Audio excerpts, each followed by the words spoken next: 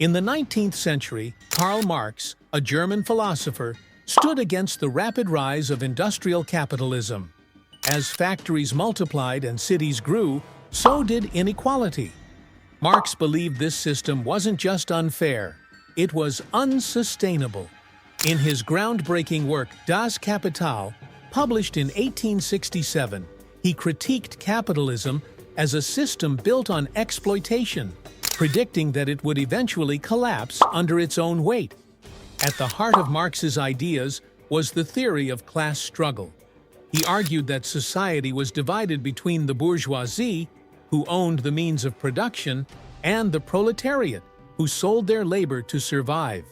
For Marx, capitalism relied on the exploitation of the working class, enriching a few while leaving the majority struggling to make ends meet. Fast forward to today, and the world looks strikingly similar. Income inequality has reached historic levels. According to a 2019 study, the 3 wealthiest men in the U.S. own more wealth than the bottom half of the population combined.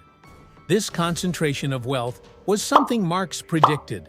He argued that capitalism would lead to fewer and fewer people owning more and more, while the rest would face increasing hardship.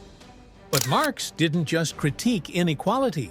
He believed capitalism was also unstable. The system's need for constant growth would lead to financial crises as speculative bubbles burst and economies crashed. The global financial crisis of 2008, which wiped out millions of jobs and homes, seems to echo Marx's warnings. And today, many wonder if capitalism is capable of addressing issues like climate change, automation, and economic inequality. One of Marx's solutions was collective ownership. He believed that if workers owned the factories and businesses where they labored, profits would be shared more equally. While Marx's vision has been criticized, some of his ideas are being revisited. Worker cooperatives, where employees own and manage the business, have shown resilience during economic downturns. Spain's Mondragon Corporation is a modern example of how collective ownership can provide a more sustainable economic model. Another idea gaining traction is Universal Basic Income, UBI. As automation threatens to replace millions of jobs, UBI could provide a safety net for those left behind. Marx argued that in a truly just society, people wouldn't have to sell their labor just to survive. Today, UBI is being discussed as a way to ensure that no one falls into poverty due to technological advances, an idea that resonates with Marx's vision.